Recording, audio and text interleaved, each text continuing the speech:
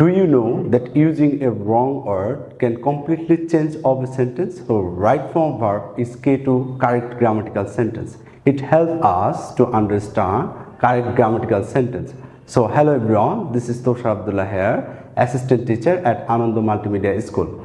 Today I would like to discuss about some sort of basic rules of right form verb. Are you ready for it?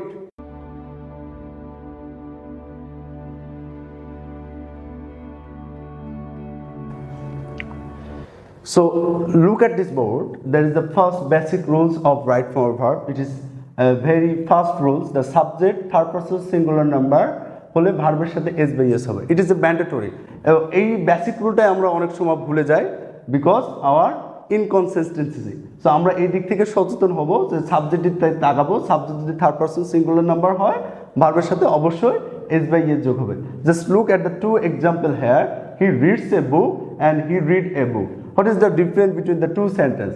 The one is the present indefinite and any other is past indefinite. So how to identify which tense is present indefinite or past indefinite? So see the first example, he reads a book. So here এখানে subject হচ্ছে he. So third person singular number যার কারণে main ভার্বের সাথে s by es হয়েছে. But when you look at the second example, we read the book. There is no at the ভার্বের সাথে s by s কোনো যোগ নাই। তার মানে আমাকে আইডেন্টিফাই করতে হবে যে এই ভার্বটা past indefinite tense এ আছে। And there is a second rule. Look at this the rules and sentences শেষে অথবা প্রথমে now at this moment থাকলে present continuous tense হবে। It is very easy.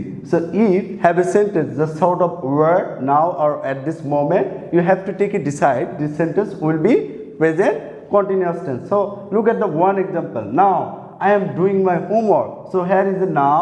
That's why this tense will be present continuous tense. Now we can make any other sentence like that. At this moment I am working at my project. So such way you can make any other many sentence from there. So it is a very important rule. If a sentence have now or at this moment, that time you will take a decision. This sentence will be present continuous tense. So here is the third example of the right form of verb, and it is very important. It is very crucial. So just look at this board, and there is a sentence. If a sentence have just such types of words, just now, yet, later, that time you take a decision. This sentence will be present perfect tense, and here you can see some sort of a example. Recently, I have finished my homework.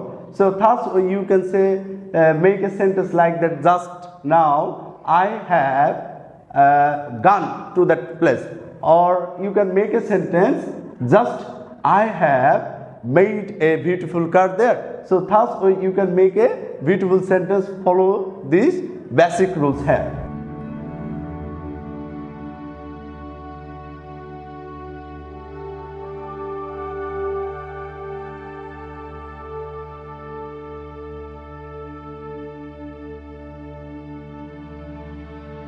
পরবর্তীতে আমরা একটা interesting part শিখতে যাব, কখন ভার্বের সাথে ING যোগ হয়। সো রাইট ফর্ম ভার্বে এটা খুবই একটা গুরুত্বপূর্ণ নিয়ম। ভার্বের সাথে আমরা অনেক সময় আইএনজি করি কিন্তু বুঝি না যে কিভাবে আমাদের ভার্বের সাথে আইএনজি যোগ হয়। So in this class we will discuss about this.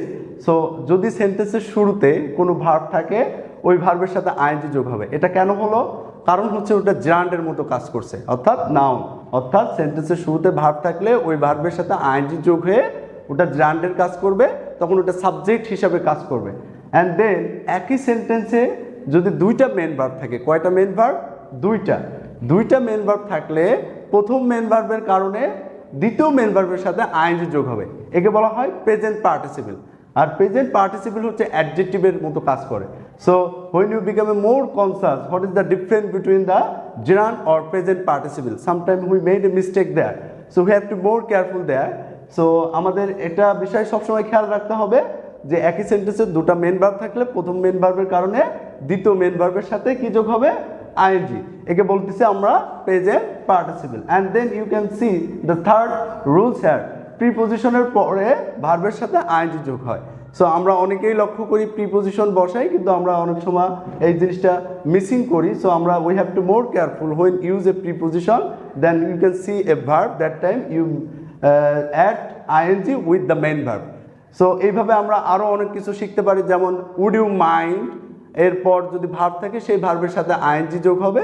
আবার একই সাথে যখন কোনো সেন্টেন্সের শুরুতে হোয়াইল থাকবে, হোয়াইলের পর যদি কোনো ভার্ব থাকে সেই ভার্বের সাথেও আইএনজি যোগ থাকবে। সো তুমি যেখানে ভার্বের সাথে আইএনজি যোগ হবে সেগুলো যদি আলাদা করে নিতে পারো, ইউ ক্যান ইজিলি আন্ডারস্ট্যান্ড হয় কোথায় কোথায় আমার ভার্বের সাথে আইএনজি যোগ করতে হবে এবং কোথায় কোথায় ভার্বের সাথে আইএনজি যোগ করতে হবে না। তাহলে তোমার বেসিকটা ক্লিয়ার হয়ে যাবে। So you have to more careful about that. So I will show some sort of example here, then you can easily identify and easily add the with ভার্বের সাথে আইএনজি, কোথায় কোথায় আমরা আইএনজি ব্যবহার করি। So when you take a decision how to use a gerund perfect way, so দেখবা যে sentence শুরুতে, একদমই শুরুতে যখন মেন ভার্ব থাকবে সেই ভার্বের সাথে আইএনজি যোগ হয়ে এটা জার্নের কাজ করবে। At the same time you can see the second sentence here, I saw a man they are crying in the park. So দেখো এখানে স হচ্ছে প্রথম ভার্ব অ্যান্ড ক্রাইং এখানে হচ্ছে দ্বিতীয় ভার্ব। সো এই প্রথম ভার্বের কারণে দ্বিতীয় ভার্বের সাথে আইএনজি, এটাকে বলা হয় প্রেজেন্ট পার্টিসিপল, অর্থাৎ এটা অ্যাডজেক্টিভের মতো কাজ করছে, প্রথমটা নাউনের মতো এখানে সাবজেক্ট হিসেবে কাজ করছে। অ্যান্ড দুটোই তোমার জার্ন এবং প্রেজেন্ট পার্টিসিপেল তোমার নন ফিনাইট ভার্বের মতো কাজ করছে। আমরা জানি ভার্ব মূলত দুই প্রকার, finite verb, non finite verb. So gerund present participle এখানে নন ফিনিটের ভার্ব হিসেবে কাজ করছে। And you can see the third example here, by working hard we can change our life. এখানে দেখতেছি আমরা বাই হচ্ছে প্রিপোজিশন, আর এই প্রিপোজিশনের পর ভার্ব ছিল ওয়ার্ক। সো এই প্রিপোজিশনের কারণে এই মেইন ভার্বের সাথে আইএনজি যোগ হয়েছে। So in your daily life you can see lot of example like that, যে যখন তোমার হচ্ছে কোনো প্রিপোজিশন থাকবে এবং প্রিপোজিশনের পরে যখন ভার্ব থাকবে সেই ভার্বের সাথে অবশ্যই আইএনজি যোগ হবে। এছাড়াও তুমি would you mind, could you মাইন্ডের পর থাকলে ওর পর যে ভার্ব থাকবে সেই ভার্বের সাথেও আইএনজি যোগ করতে পারবে। একই সাথে যখন হোয়াইলের পরে তোমার কোনো মেইন ভার্ব থাকবে তখন তুমি সেই ভার্বের সাথে আইএনজি যোগ করবে। যেমন while working hard, while solving the math, I notice a man crying into the park. So এরকম তুমি অনেক উদাহরণ তুমি নিজে থেকে প্রডিউস করতে পারবে। সো তুমি আইএনজির যে কনসেপ্টটা আছে সেগুলো আগে তুমি ক্লিয়ার করে নেবা।